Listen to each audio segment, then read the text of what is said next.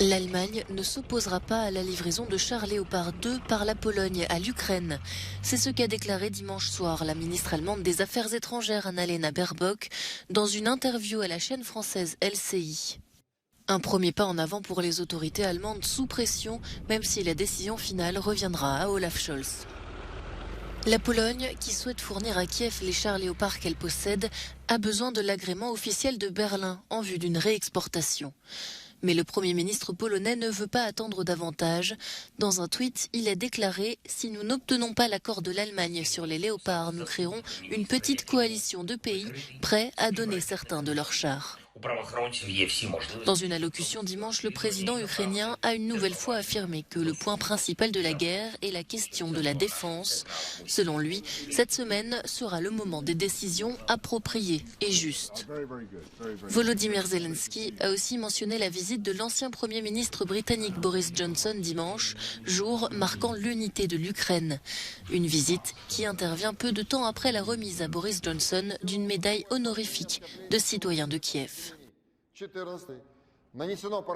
Sur le front, la Russie a affirmé vendredi avoir capturé le village de Klishivka, à seulement 9 km de Bakhmout dans l'est de l'Ukraine. Les Ukrainiens n'ont, eux, fait aucun commentaire officiel sur cette affirmation, confirmant seulement la présence des forces russes à la limite de Bakhmout.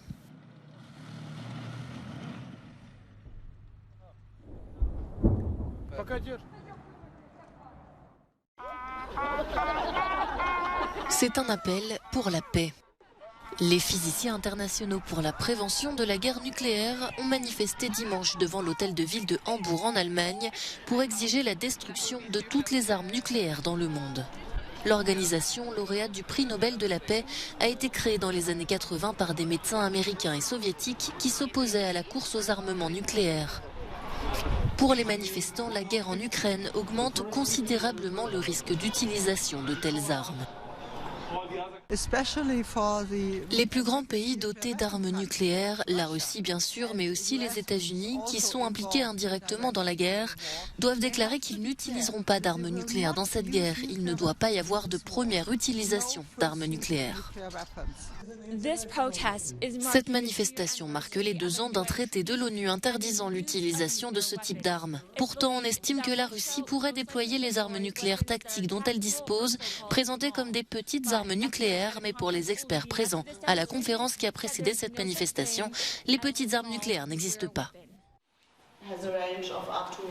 Ce ne sont pas seulement les armes qui inquiètent les militants, mais également les menaces de l'énergie nucléaire et les dommages potentiels causés par d'éventuels accidents dans les centrales du monde entier.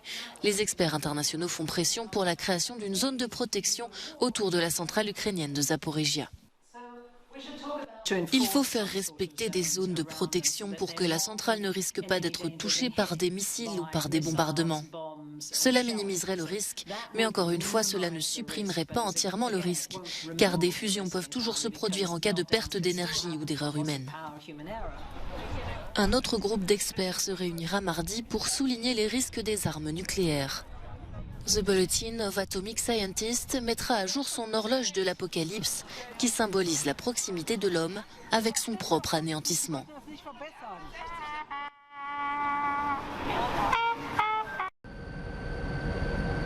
C'est dans cette camionnette blanche que les policiers ont retrouvé dimanche le corps de l'assaillant présumé de Monterey Park en Californie.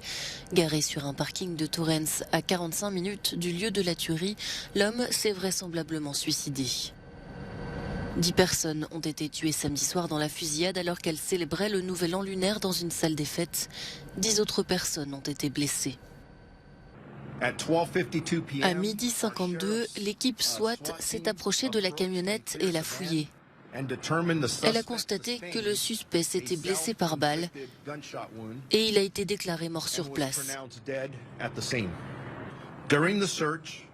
Au cours de la fouille, plusieurs éléments de preuve ont été retrouvés reliant le suspect aux 2 sites de Monterey Park et d'Alhambra. Une arme de poing a notamment été découverte à l'intérieur de la camionnette. L'identité du suspect a été révélée. Il s'agit de Hu Can Tran, un Américain de 72 ans d'origine asiatique. L'enquête se poursuit, notamment pour tenter de déterminer les raisons de son geste. Le septuagénaire a également tenté de s'en prendre à une autre salle des fêtes dans la ville voisine d'Alhambra, mais des participants auraient réussi à lui arracher son arme des mains avant qu'il n'ouvre le feu.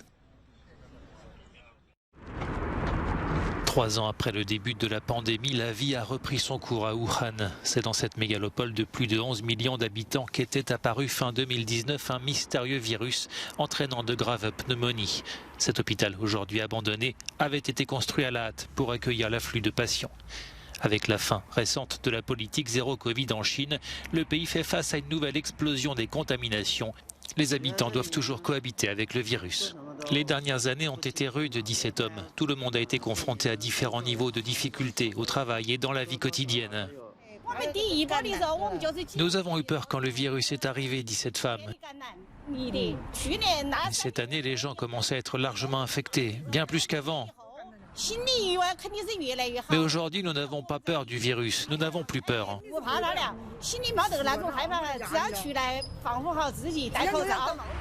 C'est dans un marché de poissons que le virus serait apparu en 2019. La fermeture du site et des confinements stricts des habitants n'ont pas empêché sa propagation en Chine, puis dans les pays voisins et enfin dans le reste du monde. 3 ans après, on recense plus de 668 millions de contaminations et plus de 6 700 000 morts à travers le globe. Depuis la fin des restrictions en Chine, le nombre de décès se multiplie, plus de 70 000 depuis début décembre, selon les autorités.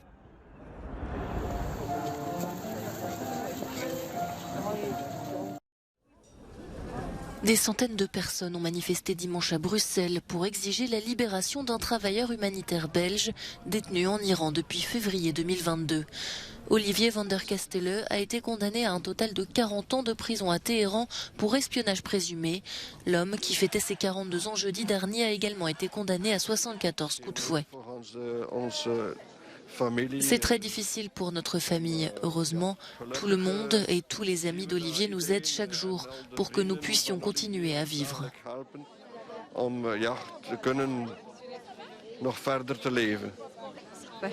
C'est très émouvant, c'est très difficile pour lui et pour nous aussi, bien sûr. Sa santé n'est vraiment pas bonne. Selon le gouvernement belge, Olivier van der Kastele est détenu dans des conditions inhumaines. Il aurait perdu 25 kilos et souffrirait de nombreux problèmes de santé. En échange de sa libération, le régime iranien réclame à la justice belge de libérer un terroriste condamné en 2021. À l'Ouest, rien de nouveau raconte l'histoire d'un jeune soldat allemand pendant la Première Guerre mondiale. C'est une adaptation d'un roman pacifiste d'Erich Maria Remarque et le film est signé du réalisateur allemand Edward Berger. À l'Ouest, rien de nouveau domine les nominations au BAFTA, les récompenses britanniques du cinéma. C'est simplement le savoir-faire, le sens artistique derrière tout ça. Tout, les performances, l'histoire, mais aussi la façon dont c'est fait. Et maintenant, les électeurs des BAFTA récompensent cette excellence et cette qualité.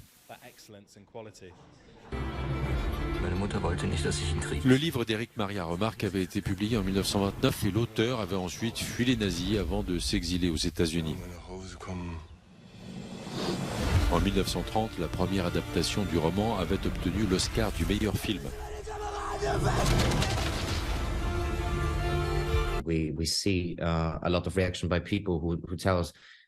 Nous avons beaucoup de réactions de gens qui disent que ça fait peur quand on regarde les images qui viennent d'Ukraine et ces images du film. C'est difficile de faire la différence.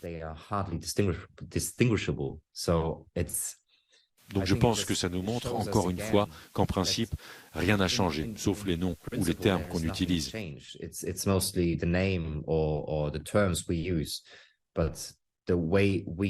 la façon dont on fait la guerre, c'est toujours la même chose, la même horreur et la même brutalité qu'il y a 100 ans.